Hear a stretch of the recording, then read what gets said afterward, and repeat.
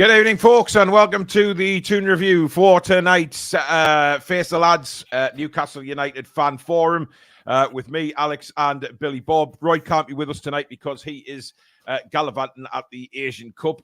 He sent us a couple of videos over, and it looks quite spectacular. I think it's the opening ceremony for that tonight. So he is busy with that, earning his corn over there tonight. However, we do have a very interesting show tonight because there's a lot to get through. And I do want everybody's thoughts on sort of what's gone on. The press conference, obviously, we did a show this morning. There was a little bit of frustration, anger, things like that going on within the fan base about what Eddie had to say. And, of course, react to Darren Eales. And not a lot of confidence, guys, it has to be said, from a lot of fans thinking this FFP is really screwing us now. And it is causing a lot of problems with regards to signings. Eddie said even if they did go for Solanke, we can't afford him. It's a little bit scary, Billy. But yeah, we expected this. I mean, we were kind of scribbling and squabbling, trying to find money down the back of the sofa to get Harvey Barnes in. We had to sell Alan St. Maximan just to get Harvey Barnes in through the door. So we've known for a long time that money's tight. We've got lots of it. We just can't spend it. You know, so nothing unusual in it. There's no surprise in it for me. So yeah, that's the way it is. I don't see it getting any better either until we get rid of some of this dead wood. We release some wage off the bill, and then we can bring some new blood in. But until that happens, I don't see it happening. And a lot of people, Alex, saying, you know, it's there for the cartel. You know, it's really a pain in the arse, and a lot of people panicking that we're going to have to, you know, sell a big name, you know, in the summer, etc. But it's not looking good for this month, is it? For bringing anybody in. Well, I mean, there's two schools of thought on this. Either it's a bit of a playing everything down, and we might get a couple through the door. I still think we'll get at least one. I mean, the flip side is it's the actual truth, and the club are leaning fully into publicising it excessively to try and get the message across. Villa are doing the same. It needs to be done. There's people coming out suggesting it's in place and it's correct and it should be operating in this way. You've got Sunderland fans, you've got the Doug Critchley guy chatting absolute nonsense, talking about the net spend in the past 5 seasons, which completely ignores the fact that certain clubs had. That's irrelevant. It's about what did we have in the first few years of a new takeover versus what did they have in the first few years of a takeover. Villa were in a slightly different position. They also had a promotion much later than we did from the Championship. They had a bloated squad. They had a lot of financial issues when they were coming out of the Championship. A little bit different in that regard. Grealish wanted to go as well. So it's nonsense. It's either Sunderland fans, Doug Critchley specifically, with absolute nonsense of a comparison, and then it's the Big Six. Yeah. So it is anti-competitive, but it is good for some of the smaller clubs making sure they don't go bust. So it has positives.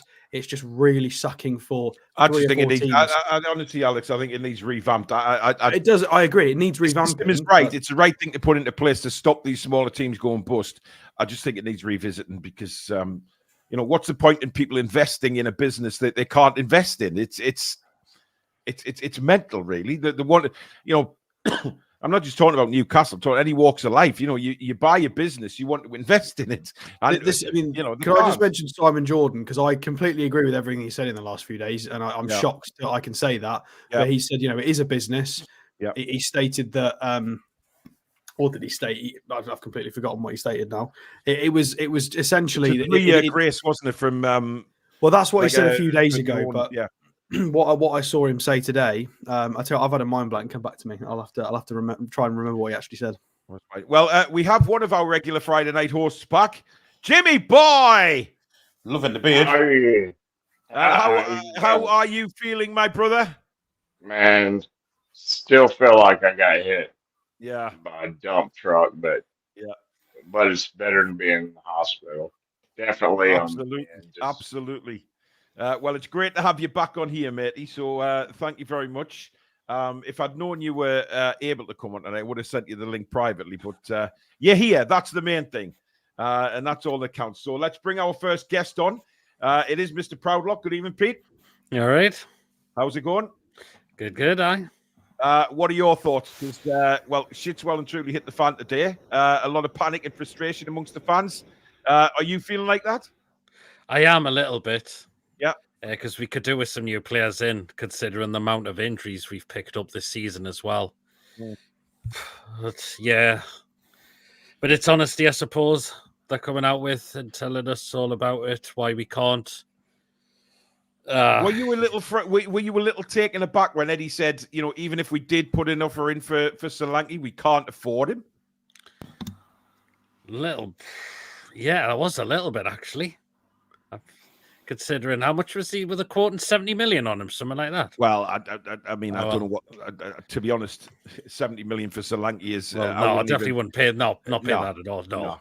But do you think it's honesty, or do you think it's the club trying to hammer home the point of this is a problem and trying to get others to follow suit? Because coincidence that we've had Ashworth, Darren Eales, and Eddie Howe all come out and say the same thing in a very short space of time. They're trying to trifecta it and hammer home that this is a problem. I don't think they're doing the message for us as fans. I think they're doing it to try and put pressure and say this is not fair. It's not working. It is like. I mean, I think it's. I don't know. Is the understand? We can't tell at the minute. I mean, Jimmy, what do you think about all this? Here's my thing with Darren Eales. Yeah, I can remember him saying that when Atlanta United, we had the highest or most expensive squad and the highest payroll in the league, and we weren't going to do anything. We were done for all signings, and then a week later, you go out and you pay $20 million for Ezekiel Marco, which was at the time the highest transfer in the history of the MLS. So I don't believe shit he has to say. But I'm just tired of being the club with the richest owners in the world and working off food stamps. I know. It's really frustrating. And like I said, it's I mean, Peter, if you were to buy a business, you'd buy that business in the hope that you could put money in to make it a better business.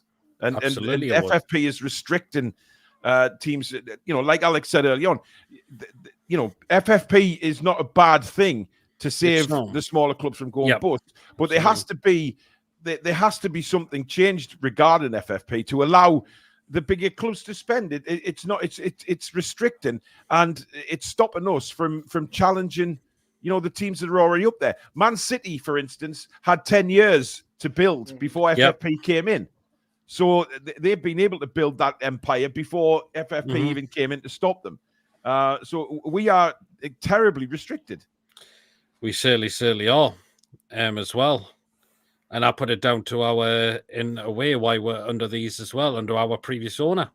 Well, a lot's got to do down to him because he didn't bring any revenue. Well, in. the shit sponsors didn't reinvest the money back into the club that was coming in. Yeah, and that's why we find ourselves this far behind in terms of what we can spend. It's going to take some time. I mean, Goldbridge did a video earlier on today about it as well. His headline was NUFC a broke or something like that, and what he meant by that is the broke when you consider that they can't spend any money. We haven't to sell to buy. Yeah, and his actual points were really good that he made about FFP and the failings of it. That it works to a degree, but it needs to be changed in other parts. Do you know what the problem is with it all, to me? Go on, Billy. If there wasn't transfer windows, if you could buy a player any time of the year you wanted, then FFP would work because the market wouldn't be so inflated. Yeah, I think the transfer window is partly to do with it. It's always been a restriction of trade for me. It wasn't always the case where you could only buy in the summer and January. You could buy anyone any time of the year round. And if FFP works in them with that kind of thing, it'd work, I think. Because it'd bring the market down, FFP would work then. But when you can only spend in 2 periods of the year, ridiculous having both. It really is. Yeah. Moving on to tomorrow, Peter. Obviously without Big Joe, and it looks like he's going to be out for a long time again. We're terribly, terribly short in midfield. How are you feeling about the game tomorrow? I'm quite concerned as well. I really am, considering Big Joe. This is a player you need in the midfield, and he's missing. Considering how it's going to be Bruno, Longstaff, and Miley, I feel like we could get really overrun in midfield. Yeah. Really, Well, really good. Haaland's out, of course. Well, Haaland's out, but De I think Bruyne's back. Alvarez, he's back. Alvarez. Alvarez, Graken signing as Yeah. well. I think that Doku's a really good player. Yeah, Bernardo Silva as well. Foden, really good players that could really come out and overrun us. Would you bring Livramento back? Yes, and I wouldn't play Dan Burn for this game because I would worry if he did. Whoever plays on that right-hand side for City, I would worry. Okay. Prediction, mate? Do you know what? I'm still going to see we're going to get something, so I'm going to go 2-2. Really worried about it, but we're going to get it 2-2. Well, I'll see, yeah. That's the positivity. Yeah. All right, buddy. Thanks for coming on. You got a show tonight? Absolutely, I do. Good stuff. I should be over tonight. Billy will be on it as well. PD's football show straight after this one. If you head across to PD Proudlock's channel, and I'm sure he will entertain you along with his guests, including Billy Bob. So cheers, Pete. We'll speak soon, buddy. Bro. Catch you later, guys. See you later, Pete. Next on is Alan. Alan, good evening. Hi, boys. How are you doing? Hey. I'm doing good. Good. What would you like to discuss tonight, then? Well, you covered a lot about what I was going to talk about, but I'd like to just stick with financial. Absolutely. It's financial unfair play, because there's nothing fair about it. I just don't understand why there's not more narrative around the fact that teams like City and Liverpool are allowed to spend twice as much as other teams. It just takes away the competitive nature of the league. I mean, there's no getting away from the fact that we have owners that can afford to buy players, but they're not allowed to. Yeah. I just don't know how they can justify it. I mean, Alex, go on, Jimmy. Don't you think that this is the Premier League created this problem by allowing owners who weren't financially able to be buying teams, that just pushed them all through? But this came to light after Leeds purchased Madley on the assumption of the hope they get Champions League spots, and they massively overspent and then went down as a result of that. Yeah. So I understand the protection. It works at one end of the table, it just doesn't work at the other. Yeah, and that's what I think has got to be done. And Alex, you mentioned that before. Something has to be done at that end. It's working for the lower end, but the top end, as Alan said, Alex, it's not working.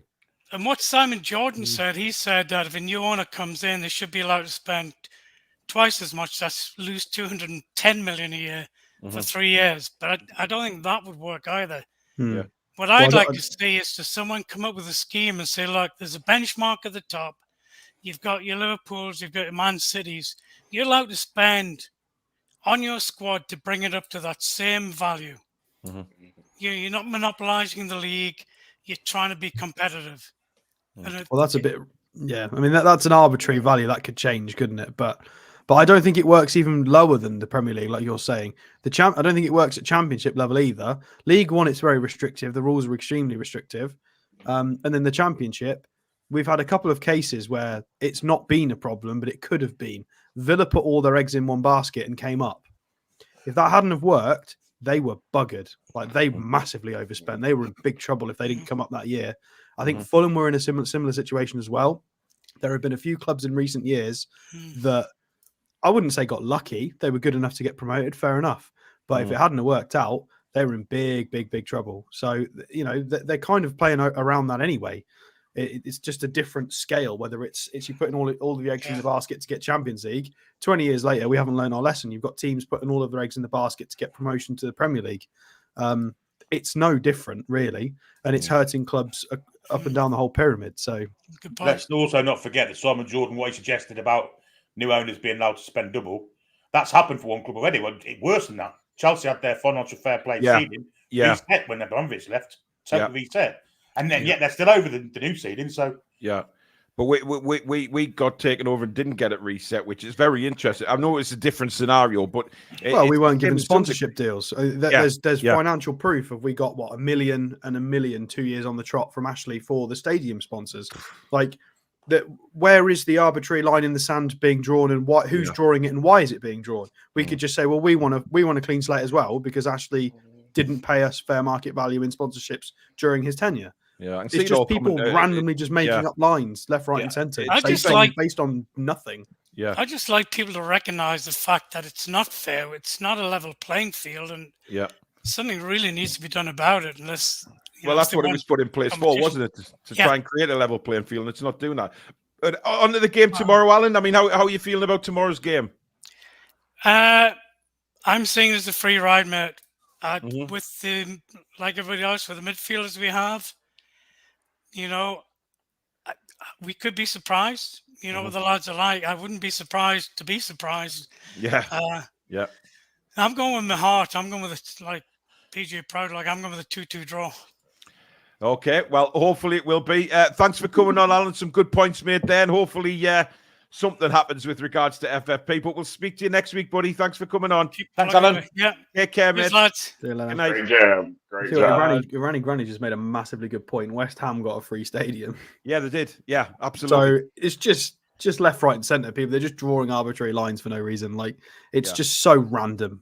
Yeah. Like they're scrutinising people for going 3, 4, 5 million pounds over budget in certain areas, but then here you go, here's a free stadium. It's wrong all over the shop.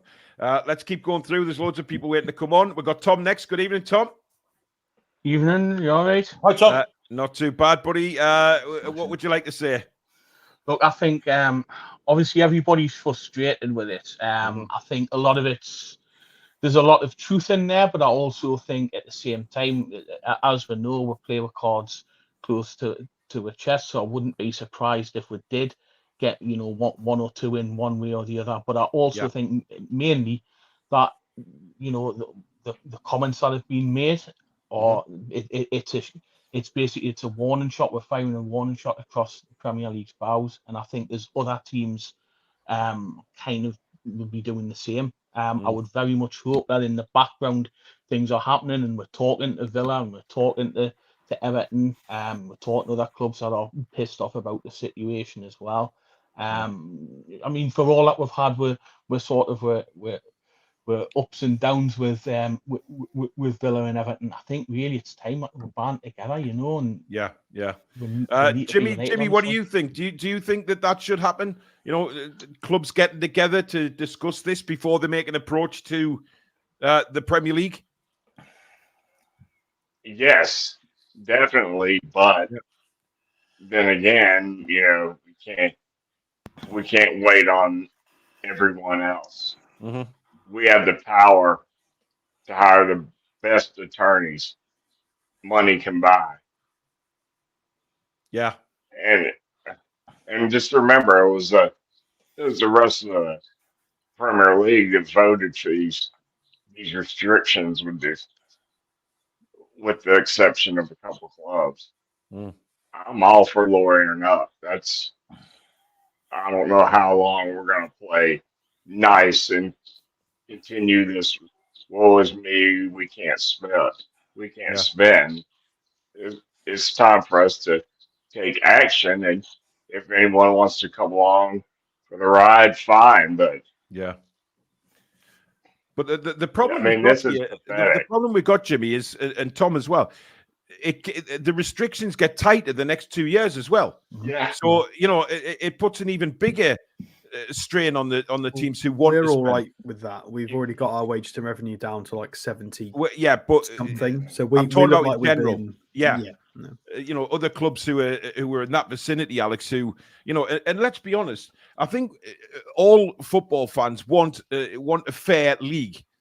They don't want to see it ending up like La Liga when you've got, I mean, obviously it's a bit of freak with Girona this season, but you know what I mean? The likes of Barcelona, Real Madrid, always at the top. Germany, you've got, it works differently, but Bayern Munich, Dortmund, they're always at the top. We want to, Leverkusen, yes. There is, last year. There is, shut up, Alex. There is teams, there is teams, Tom, who can, make a challenge. And it just seems like there's certain clubs in our Premier League who just will not want this to happen and do not want to be challenged. Yeah, you're right. And just going back to the point that you've made, Jimmy made about a lot of the clubs voting in this. Well, it's turned around and it's bitten some of them on the arse, hasn't it? The situation. So I think you've got to kind of look past that and look past it, pointing at them and saying, oh well, it hasn't worked out well for you, has it? You've got to forget about that. You've got to band together, because you've got all these Liverpool fans and stuff pointing and saying, oh well, we had to build up. It's like, did you have to build up? You've had this for years. Or okay, it's relative, but 70s, 80s, you were building up. You had the strongest finances, building up the strongest players and what have you. It's relative terms, and they've just been able to progress from there. So again, it's the likes of Liverpool, it's the likes of Man U, Arsenal. Just wanting to protect things for themselves. Man City to an extent, but then again, Man City are kind of they've built up over 10 years, but the fighting off these sort of charges that have been brought against them. So I think they're possibly a club to get on side as well. Yeah. But the Liverpool, could I just mention Liverpool, because that's a good point. They got the benefit of having high revenue from when they were famous pre-FFP. So they've got those pre-high revenue incomes that we just can't match, because we can't grow to then get the revenue increase to then grow. They've just got a free start and we just can't catch them because they've just put a roadblock in front of it. Like Liverpool's league finishes. So obviously they won the FA Cup, they won the Champions League early doors in Istanbul and all of that. But then if you go back and look from 2009 to 10, they finished 7th, 6th, 8th, 7th, 2nd, 6th, and then 8th again. So you've got only one time in that period that I've just read out, up to 2015-16, did they finish inside the top 4. All of it was sort of 7th and 8th place finishes, which you would imagine you can't go big. There was a period of time where Everton were finishing in those sorts of positions, and Everton can't do this. It's revenue that they'd got pre all of this coming into play, that they just got the horse had already bolted. They've already got a head start on everyone. Yeah, but the point of that is we had the base ourselves to do that ourselves, but unfortunately we sold to Mark Ashley. Well, Freddie Shepherd. Yeah, we got relegated at the wrong time and we sold to an idiot. So, well, you have to remember also, Liverpool was 2 weeks away from administration under Hicks and Gillette. That's true. Tom, what about tomorrow? How are you feeling about tomorrow's game? I mean, obviously, Joe Linton's going to be a big miss, isn't it? That's worry about the midfield a little bit, but I suppose there is a blessing that there. Well, I'm saying that I'm tempting fate probably, but I was going to say a blessing that we're missing Haaland, but they've got plenty of other players on there. Absolutely. Cause with problems. I'm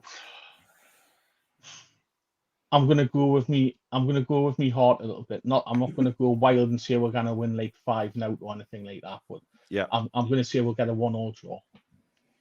Cool. Right. Thanks for coming on, Tom. And we'll see you very soon, buddy. See you later, Toronto. See you, buddy. Yeah. Tom's doing some great podcasts with Billy at the moment. There's another Legends one going to be uploaded very soon onto Patreon. Who is it this time, Billy? Hughie Gallagher.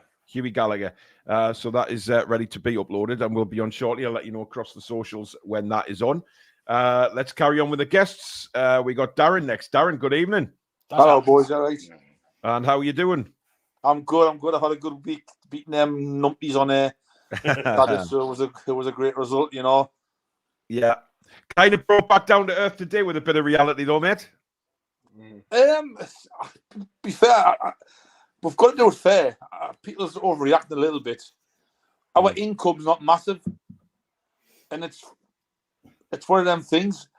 It's a 5-year, 6-year plan, easily. We need. If anybody watched the documentary, the lad made a point of it. Their income is like £604 million. Newcastle are like well down there, so we can't. Yes, we might be the richest club, richest owners, but we're not the richest club. So I just can't. It baffles me by people saying, or just like overreacting a little bit, you know. But it's a marathon, not a sprint. We want to bring money in, but we haven't got our shape. Our rubbish players, we've got the evaluation for them because of who's on the buy of them. So it's when I understand what you're saying about an overreaction, mate, but at the same time, you know, we're talking about a slow build, but we can't even do a slow build at the minute because the restrictions. We've got a threadbare squad at the minute, and you know, January is a transfer window for a reason. You know, it's there so teams can, you know, it's not our fault. It just is what it is, isn't it? Yeah, but it's difficult because we need players in now and we can't get them. It's difficult, but it's with the injury situation, we're just being unlucky. It's I think we're just being hit hard, and it's just one of them things. It's football, mate. We could go through last season. We hardly had any injuries. Yeah, didn't we? Being realistic. But this year, would you like to see it revamped though, Darren? And I know the points you made. That's fair enough. But would you like to see it kind of revamped to help the teams that are challenging at the top, or could have the chance to challenge at the top? Like, I would hate to see a club go bust, and for the fans, the fans, I feel, you know what I mean? You've got to think with the fans. Yeah. Yes, for them, it's a much competitive league, but you don't want to see a club gone bust or gone out of business because that's somebody in, like, say, your Villas, your lower league team. You know, I hate Everton, but you don't want to see a club go bust. It's there for a reason. They've got to spend what they earn. Like, see, if we could be a lower league team, like imagine we couldn't bring players. Like we were there with Ashley. You had no money at all. We were considering players from like lower leagues on loan, but I just think it's gonna be tough. It's gonna be hard, lads. But we're just gonna be patient and I kind of agree with Alex today. I watched Simon Jordan's on Talk Sport. He talks sense. Yeah. Oh, I remember what he said. By the way, he said he doesn't buy the whole we'll sell Isak, Bruno, and Botman, and this is exactly what I said yesterday. If you guys remember, I said that it doesn't mean we will sell any of those three or any of the big hitters. We just might sell some players. We might sell the sort of middle of the park players, and then we've got our sponsorships coming in. It just might be a case of we've got to be patient more than we're going to offload. You know, I think we'll offload if we want to. If Bruno says, right, I want to go to Barca, I've had an offer, it was big enough. You know, I don't think we'll just sell them. And all of these like the opposition Arsenal fans on Twitter yesterday saying that they might be able to get Isak for 75, 80 million. What, like slightly more than we paid for him? Absolutely no chance. Like you say, like if we're gonna say if we ever did sell our big players, it's not going to be cheap. It's going to cost another club a fortune. But it'll be the same as the Coutinho deal. They'd have to offer us absolutely bonkers money for us to even consider it. I don't want to see anybody leave, but in the long run, if it does happen, it helps us next summer, where we can get players in. They will have more money to spend. You know what I mean? Like, but I can't even Alex, which I don't usually do. But Simon Jones talks a lot of sense, and I like. A lot of people hate him at the same time, but I'm a big fan of Simon Jones when he talks. He talks honest. He talks as a chairman. He does talk honest. Once he's got all the facts, he makes a lot more sense because it's when he talks about something he doesn't know about, it's often a bit weird. But when he gets clued up, he normally gets it spot on. But realistically, this might calm everyone down. Who can buy our big hitters? Really? Like Madrid are pretty stacked at the moment. Barca are struggling financially. Bayern have just put together a pay-for-play loan funny deal for Eric Dyer. So I wouldn't worry about that. Juventus are in the bin. Inter are basically in the bin as well at the moment financially. PSG, that's nothing you need. Basically PSG, that's it. So I don't think we'd sell to a rival in our league. We wouldn't sell to Man City or Chelsea unless they offered us absolutely ridiculous money.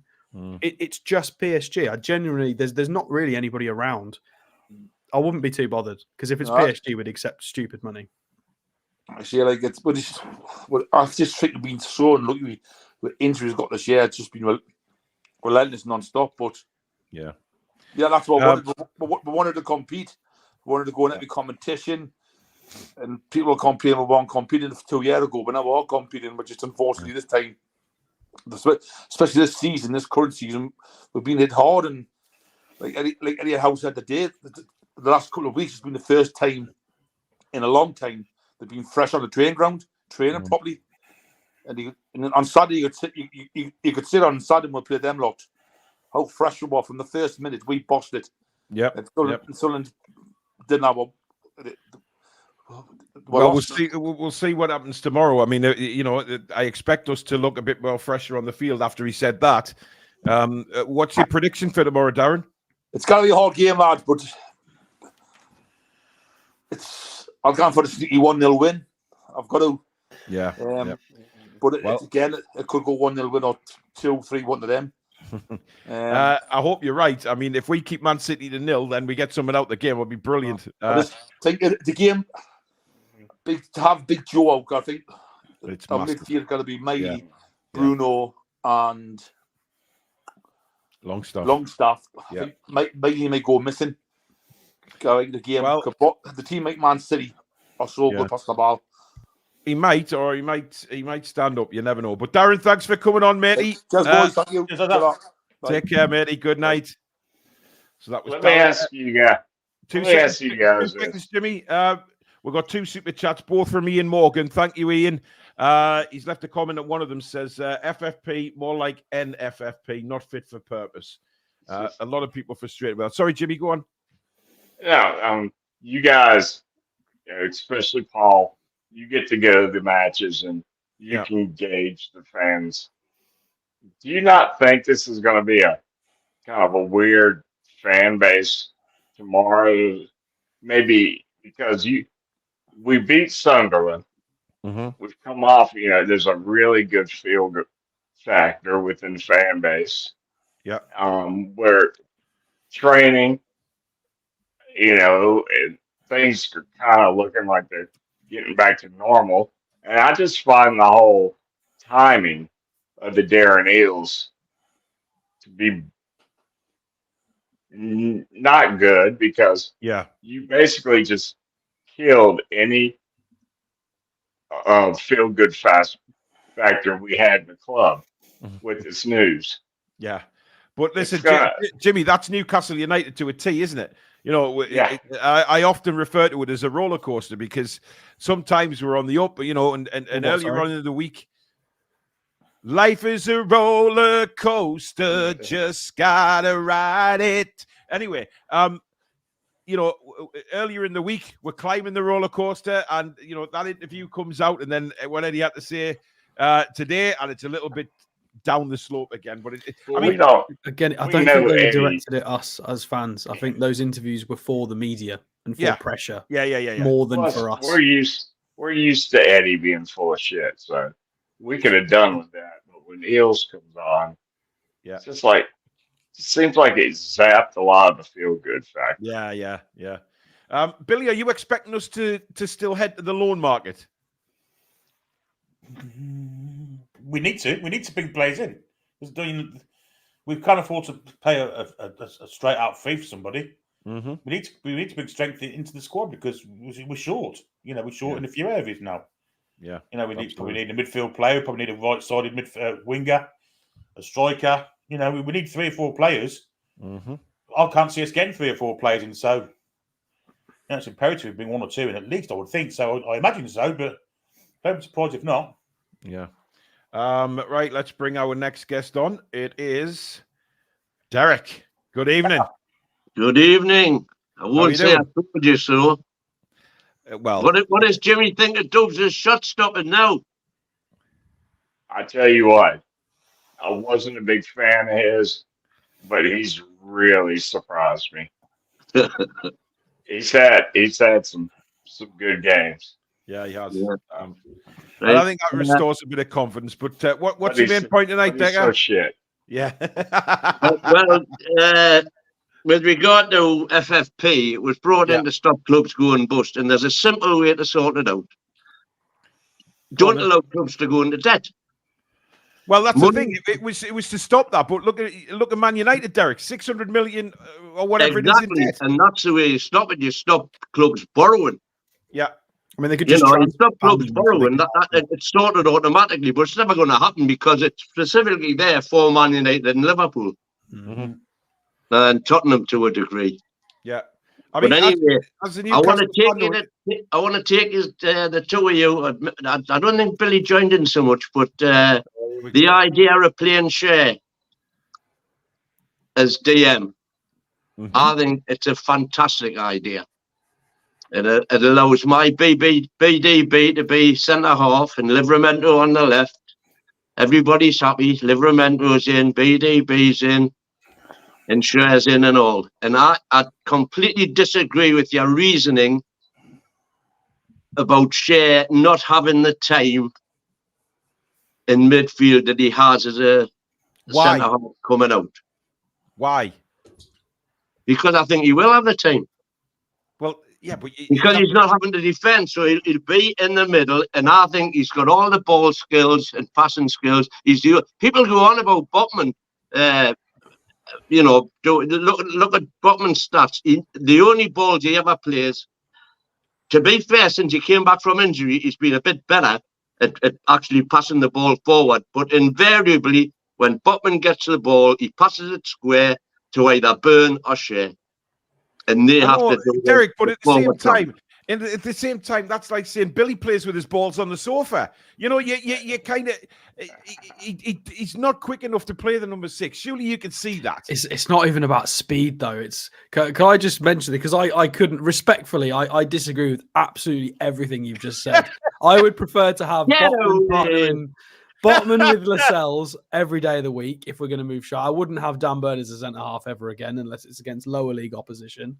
With Shea as well, it's not... He's got the passing, he's got the physicality, he's got the knowledge, but it's about your body shape and how quickly you can move the ball when you're being pressed. Well, with respect, Alex, that's your opinion. But Bruno is the 3rd most fouled player in the league for a reason, because he's very good at getting his body shape correct. He draws the foul and he doesn't lose the ball. Very rarely.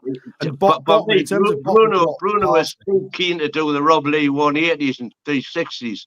And yes, he draws the fouls, but then he often gets dispossessed as well.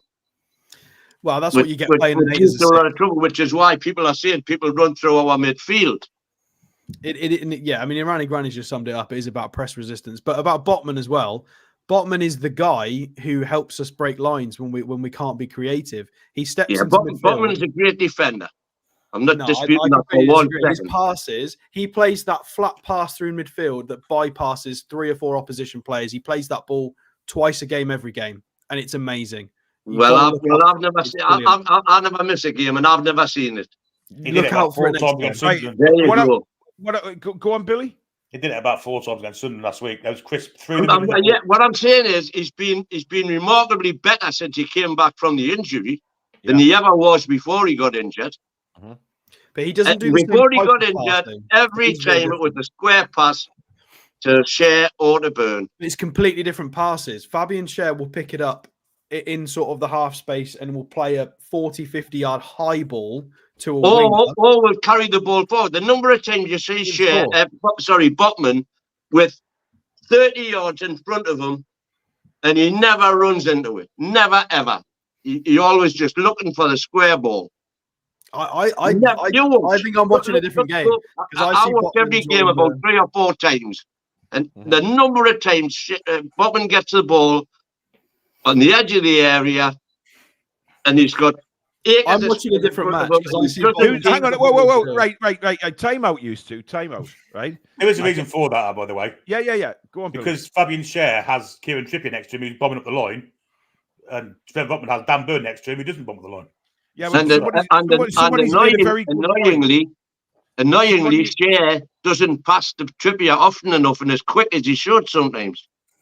Somebody's just made a good point in the chat saying that, you know, when a defender has come into the number 6 role on a couple of occasions, who has that defender been? Sorry, what you're looking for an example of the past? No. What I'm saying is there's been a player who has come into that number 6 position on a few times to dictate play. Who has that been? Can you think? I don't know. Kieran Enlighten Trippier. me. Trippier. Yeah, We've just seen it many times where In- Trippier's in moved across pre-season, into the he did six. He's did it quite a few times in the league this season as well. So I don't think that Eddie Howe has any plans on putting Botman in that situation, putting Share in that situation. Otherwise, I think we might have seen Share in a couple of times during this injury crisis play that position, but he hasn't. I don't think we'll ever see it. Well, no, that's because Share has been our only quality centre half. You know, all respect to Lascelles, who's come in and done a job. And to be fair, so has Dummett when Dummett's been called upon. Yeah. Who I think we could have utilised a bit more when we've been so depleted. Mm-hmm. But I'd still love to see Share given a shot in that DM role. Because Jimmy, I honestly think if we go with Bruno, Longstaff and Miley tomorrow, we are. We're in trouble tomorrow. Jimmy, would you play Share there? No.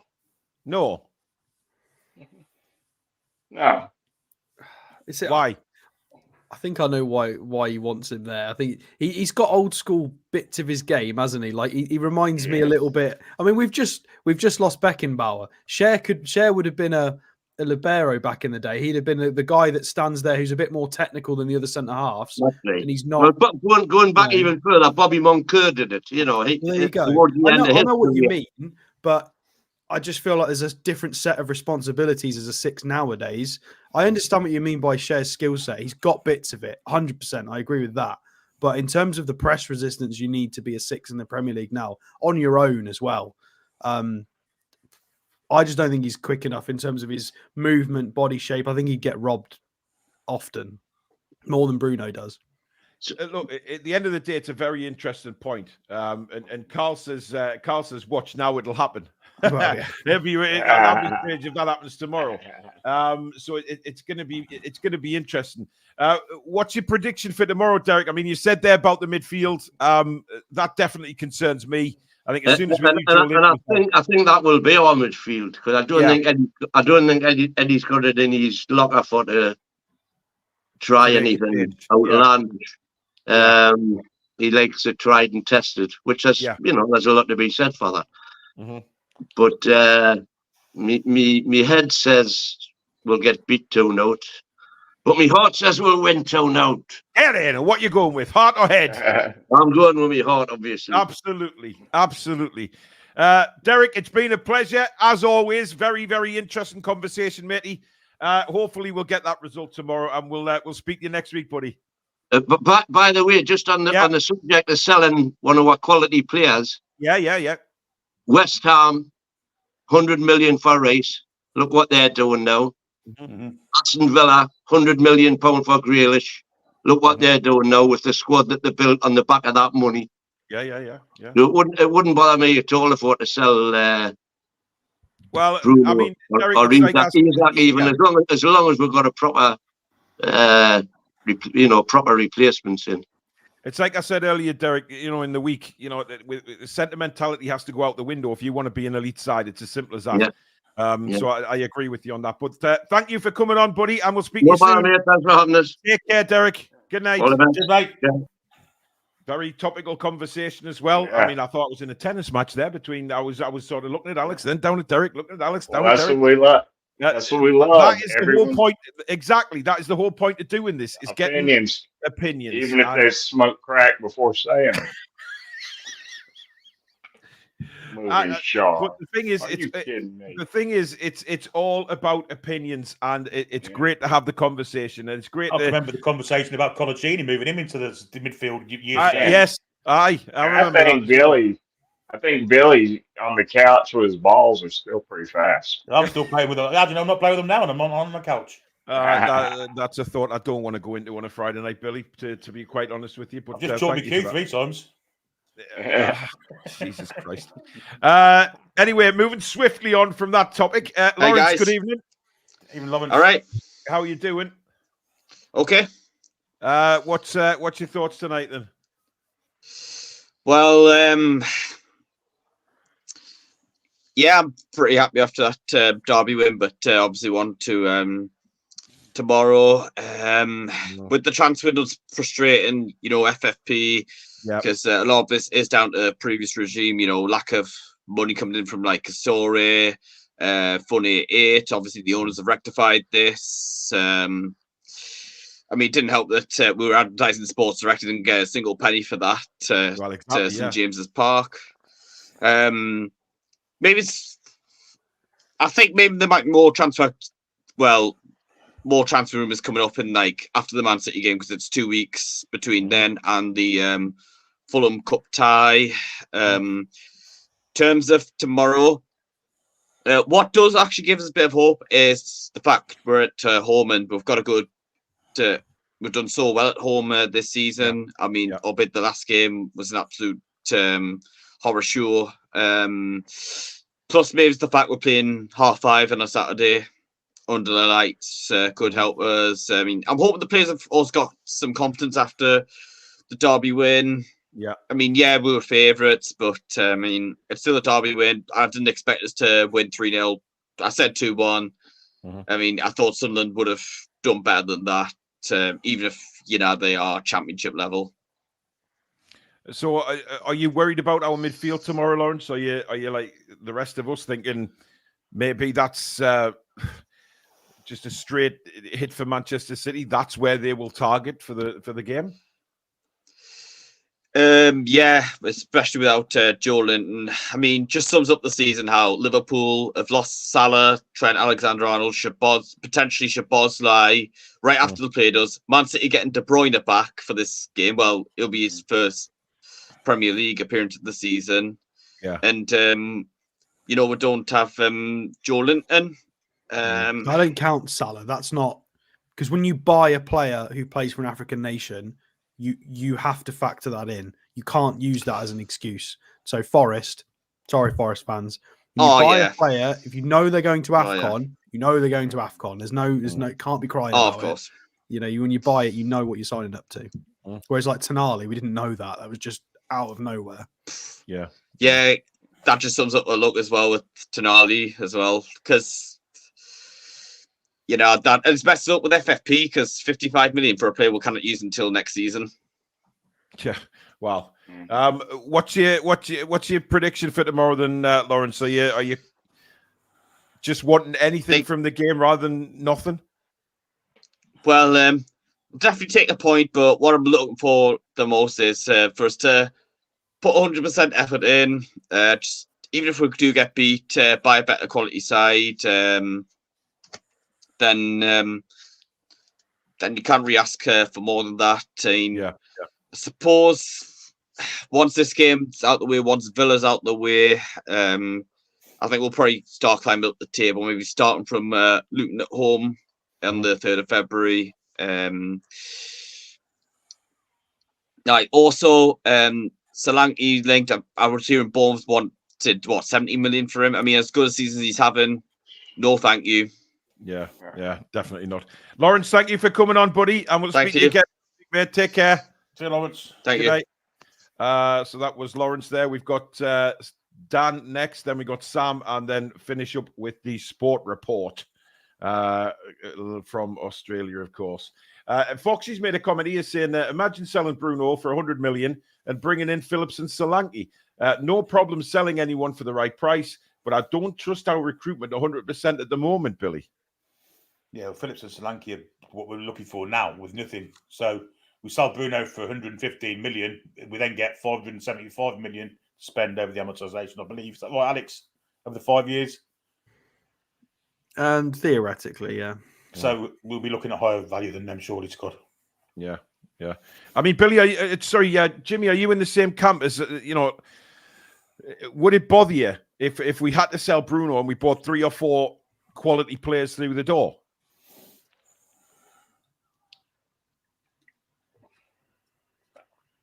I just don't like the talk of selling any of our top players. It's like when you buy turkeys for Christmas, isn't it? And you can't name them because then you can't kill them and eat them. You can't give them names. What We've named them now. Earth are you we're talking keeping about? them all. But wow. I mean, sure, we can bring in 3 players, but damn, Bruno's the best we've had in a long, long time. Yeah, and I'd hate to see him go this he early. is the beating heart of into this the team, project. isn't he? He is the beating heart, and you know, it's literally selling Bruno is like undergoing a heart transplant, and you know, God, we're getting into it here. Heart And I transplant, look killing forward. turkeys. I mean, Jesus Christ, he'll have Alan And I right just banging on our door. I look forward to next season, much like Gordon. He Yeah. got off to a slow start, but Tonali and Barnes are basically going to be new signings. I mean, I've read some reports on Barnes' injury today, by the way. And it's, who? Yeah, who? No, he doesn't exist. It was a dream. We've had this apparently, conversation. this injury that It's not Barnes has real. got is 9 months to a year out. If you look at what doctors are saying, so I don't think we'll see Barnes anytime Told you we soon. shouldn't have sold Maxi. Or will look? There he is again. Well, look. Anyway, Dan. Good evening. Good evening. Can you hear me all right? Loud and clear. Yes. How are you doing? Yes. I'm not too bad. I'm even still reeling from the happiness of smashing the Mackhams. Yeah. I'm quite chuffed with that. What do you think of the sort of news today about FFP? Does it worry you at all, or not? No, I mean, ever since, like, you know, they've been trying to block everything Newcastle do since the takeover got announced.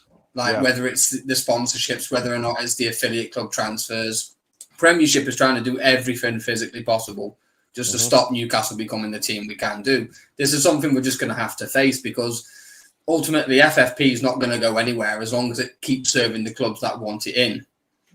As long as the big six keep getting what they want out of it, we're never going to get rid of it. What we have to do is just knuckle down, keep grinding away. Yeah. Like you said, I mean, you've said so many times on this show, PIF aren't going to sit back and just let Newcastle get bullied into submission. They're going to do everything possible. They want to win it all. They want to take everything. So they're going to have plans for this. They're going to have something in the bank to work on it, to build it up. We just need to, you know, keep showing up, supporting the club, wearing our colours, doing what's necessary, turning up, supporting the club. Ultimately, we're never going to get rid of it as long as, you know, the big six can keep benefiting from it. And the flip side of that is, how would you make FFP fair for every club in the team when the income is that vast, the difference between the clubs? How do you make it fair where it can't be exploitable or just solely beneficial for the big six? Yeah, well, it's a good point, but I think as long as the big six have their say, I don't see this changing unless there's pushback from the rest of the Premier League. I really don't. What's your feelings on tomorrow, Dan?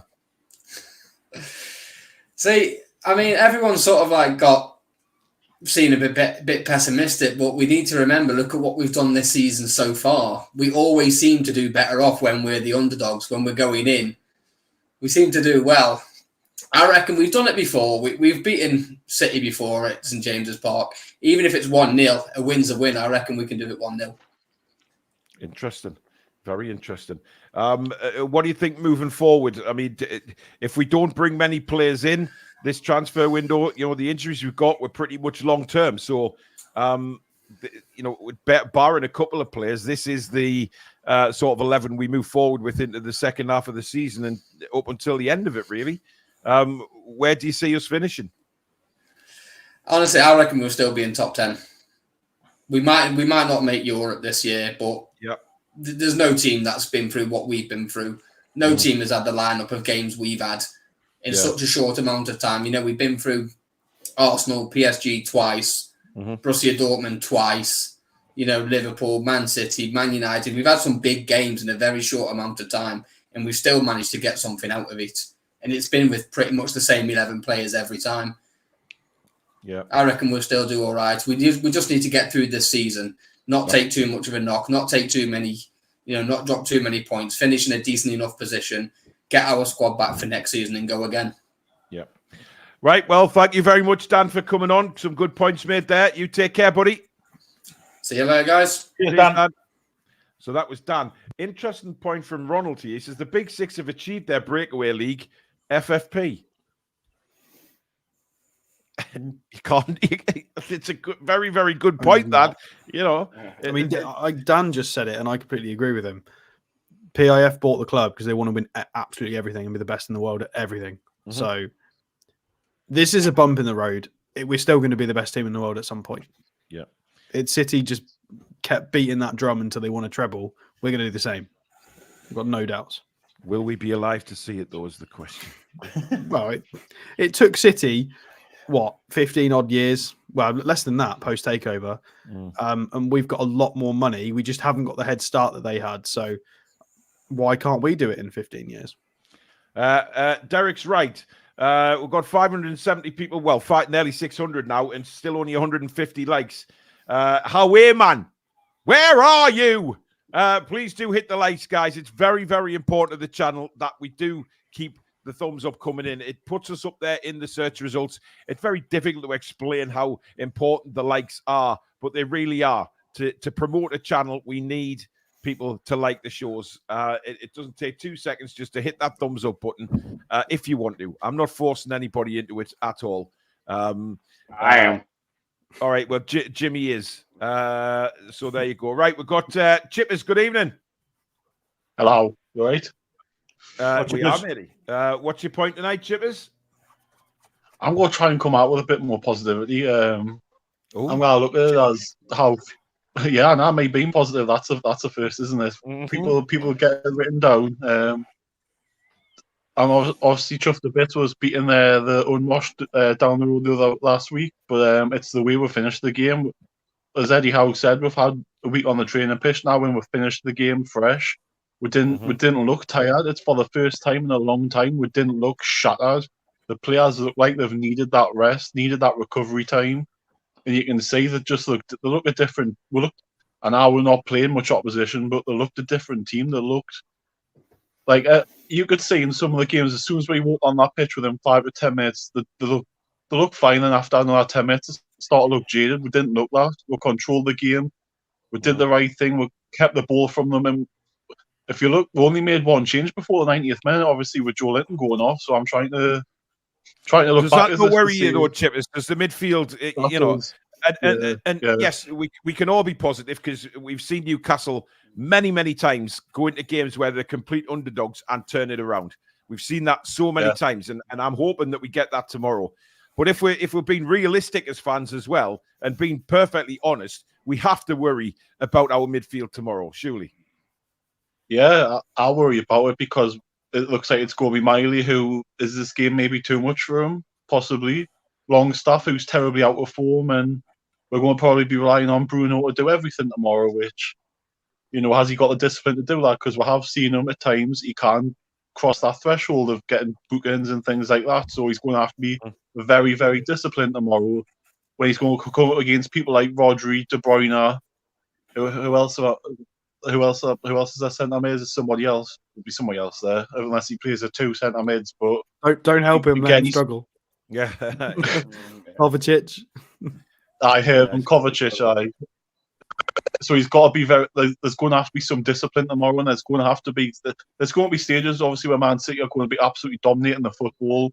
So we're going to just have to go with it and just, it's our last game for 2 weeks until the next FA Cup game. So we've got to ride. Hang on a minute, Jibber. So you came on and said you were going to be positive, and you've just said they're going to have all of the ball, and we've just got to sit there and take it.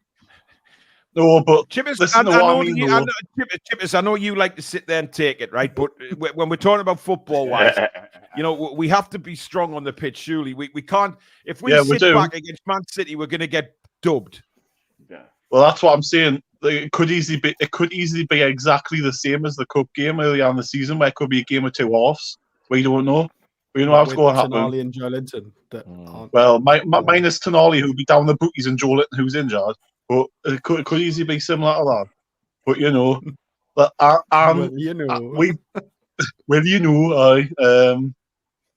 think if we're not a good side without the ball, we need to have more possession. We need to be on the front foot. We need to be exactly what we were like last week. And that's pressing them from minute one. That's all you can do. Press them, get the identity back, which we did so well last season, and we did that last week. look what the Preston did last week. We ended up getting 2 goals from it. So that's what we need to do. Ooh, what was that? That's what.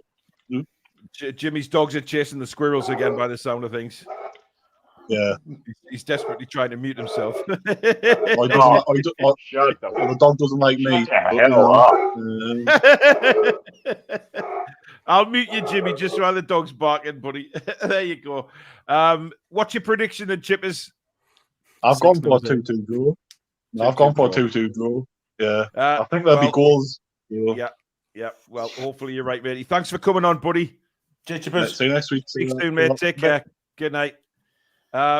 Before we get the sport report on, we're quickly joined by Mr. Caviani. Hey, mate. How's it going? All right. You look like you're in a very expensive part of the city there. I just finished and came to join the lads for dinner. Hectic day. So he's got to show off the ceilings. Yeah, just show off the ceilings and all the gold-plated photo frames and mirrored ceilings. Billy's got one of them in his bedroom, actually. I've got a gold toilet, actually. It's a trombone. Is it a red one?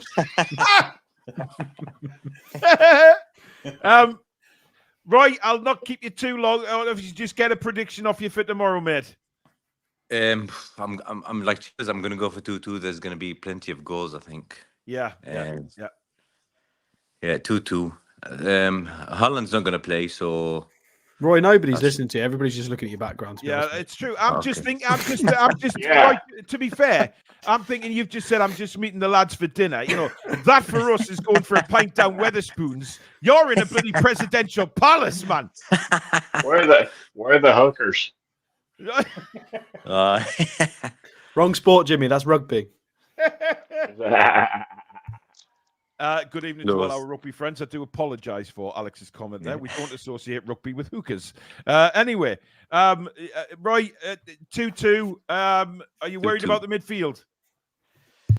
Yeah, Longstaff and Miley together. I hope Longstaff picks up a bit of the form he had last season. Yeah. I'm not worried about Bruno. Miley, he's been okay. So as you said, Miggy needs to take his chances. Isak needs to take his chances, and Gordon. They will give us chances tomorrow.